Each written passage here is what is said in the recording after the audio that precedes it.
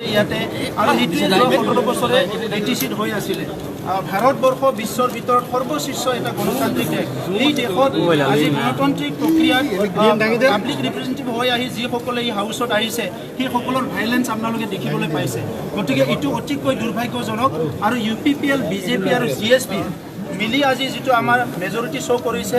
আমাৰ government already form কৰা হৈছে আৰু আমাৰ দিনত আমি তেনেকুৱা কোনো অগণতান্ত্ৰিক প্ৰক্ৰিয়া ইয়াতে হ'বলৈ নিদিওঁ ইয়াত ৰাইজৰ চৰকাৰ হ'ব গণতন্ত্ৰ ইয়াতে সদায় থাকিব তেনেকুৱা অগণতান্ত্ৰিক শক্তিবিলাক চিৰদিনৰ কাৰণে সবে ৰাইজে মিলি পেলাই শেষ কৰিব লাগিব আৰু গণতান্ত্ৰিক প্ৰক্ৰিয়াটো ইয়াতে সদায় জীয়াই ৰাখিব লাগিব আমাৰ UPPL BJP আৰু GSPৰ যেটো চৰকাৰ আমি ইয়াতে শান্তি স্থাপন কৰিম সকলো জাতি জনগোষ্ঠীক লৈ আমি আগবাঢ়িম সমমৰ্যাদা সমমৰ অধিকাৰ প্ৰদান কৰিম ভূমিৰ পৰা আদি কৰি সকলো অধিকাৰ ৰাইজক আমি প্ৰদান কৰিম আৰু দুখীয়া গৰীব শ্ৰেণীৰ মানুহক সদায় আমি নজৰত ৰাখিম আমাৰ অঞ্চলৰ যিখিনি দুখীয়া গৰীব মানুহ যি জনগোষ্ঠীৰে নহওক কিয় তেখেতৰ সমস্যাবিলাক আমি সমাধান কৰাৰ কাৰণে সবচে প্ৰায়ৰিটিত আমি কাম কৰিম তেখেতসকলে প্ৰিপ্লেন কৰি আহিছে এই হাউচখন তেখেতসকলে সম্পূৰ্ণ হোৱাটো বিচৰা নাছিলে সেইকাৰণে আৰম্ভণিৰ পৰাই তেখেতসকলে ভাইলেঞ্চ কৰিছে আৰু অতি দুৰ্ভাগ্যজনক কথা তিনিবাৰকৈ চাৰিবাৰকৈ নিৰ্বাচিত হৈ অহা মেম্বাৰসকলে আজি যিটো কেৰেক্টাৰ ইয়াতে দেখাইছে সেইটো অতিকৈ দুৰ্ভাগ্যজনক কথা আজি যিখিনি ইয়াতে প্ৰচিডিউৰ ফলো হৈছে মহামান্য হাইকোৰ্টৰ দ্বাৰা যি এটা অৰ্ডাৰ হৈছে ইয়াৰ দ্বাৰা প্ৰচলিত হৈছে আৰু মহামান্য হাইকোৰ্টৰ দ্বাৰা যি মানে ইয়াতে যেটো প্ৰচিডিউৰ ইয়াতে ফলো কৰিছে অনাৰেবল স্পিকাৰে এইটোকো ইণ্টাৰাপ্ট কৰিছে এইটোও ভাইলেঞ্চ কৰিছে ইয়াতকে দুৰ্ভাগ্যজনক কথা আৰু একো নাই এইটো প্ৰত্যাহ্বান থাকিব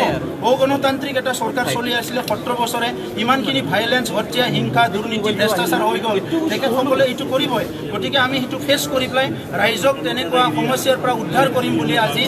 নিৰ্বাচিত হৈ আহিছোঁ আজি আমাৰ সকলো আজি যিখিনি আমাৰ UPPLৰ আজি ইয়াত নিৰ্বাচিত হৈছে ইয়াত সংগ্ৰামী নেতা গোবিন্দ বসুমতাৰী আছে ইয়াত সংগ্ৰামী নেতা ৰঞ্জিত বসুমতাৰী আছে BJPৰ তৰফৰ পৰা আজি গৌতম দাসকে আদি কৰি গণতান্ত্ৰিক প্ৰক্ৰিয়া বিশ্বাস কৰা কিছুমান যোগ্য ব্যক্তিসকলে নিৰ্বাচন হৈ আহিছে আৰু আমি একেলগে মিলি পেলাই BTR অঞ্চলক সকলো জাতি জনগোষ্ঠীলৈ আগবাঢ়ি যাম সুন্দৰ এটা প্ৰশাসন কৰিম আপুনি দুটা পৰিষদৰ সমষ্টিৰ পৰা জয় হৈছিল যিহেতু 22 গৰাকী আপুনি পদত্যাগ কিন্তু আমাৰ কাৰণে এটা সমষ্টি দুটা সমষ্টি নহয় 40টা সমষ্টি আমাৰ সমষ্টি 40টা সমষ্টিৰ ৰাইজক আগুৱাই লৈ যোৱাটো আমাৰ দায়িত্ব আৰু কৰ্তব্য BPFৰ সময়ত যি সমষ্টিত তেখেতসকলৰ MCLA নাছিলে তাত ৰাইজক তেখেতসকলে বঞ্চিত কৰিছিলে কিন্তু আমাৰ সময়ত আমি 40টা সমষ্টিৰ ৰাইজকক সমান মৰ্যাদা সমান অধিকাৰ দিম কিন্তু আমাৰ তিনিটা দলৰ এটা প্ৰতিশ্ৰুতি মই কাতিৰাম বড়ো ডাঙৰীয়াক অধ্যক্ষ হিচাপে শুভেচ্ছা জনাইছোঁ আৰু অহা 5 বছৰত কাতিৰাম বড়ো ডাঙৰীয়াৰ নেতৃত্বত এটা সুন্দৰ আমাৰ কাউন্সিল চলিব সেইটো মই আশা কৰিছোঁ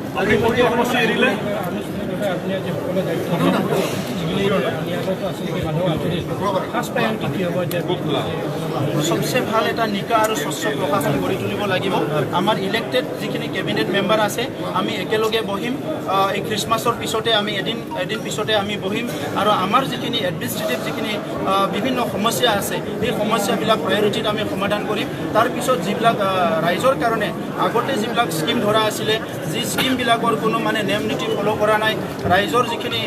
প্ৰায়ৰিটি কামবিলাক আধৰুৱা হৈ আছে এই কামবিলাক আমি চোৱা চিতা কৰিম আৰু আমি বিচাৰিম কি নিকা আৰু স্বচ্ছ প্ৰশাসন লাগে আৰু সকলো ৰাইজে যাতে এই প্ৰশাসনৰ পৰা কিবা নহয় কিবা সুবিধা পায়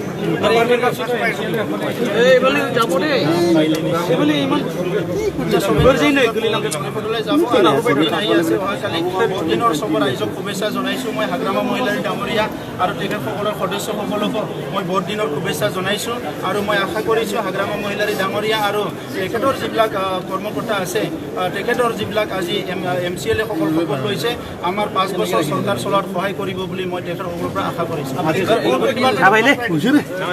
সব ডিপাৰ্টমেণ্টে প্ৰায়ৰিটি আজিৰ পৰা নতুন দিগন্ত সূচনা হ'ল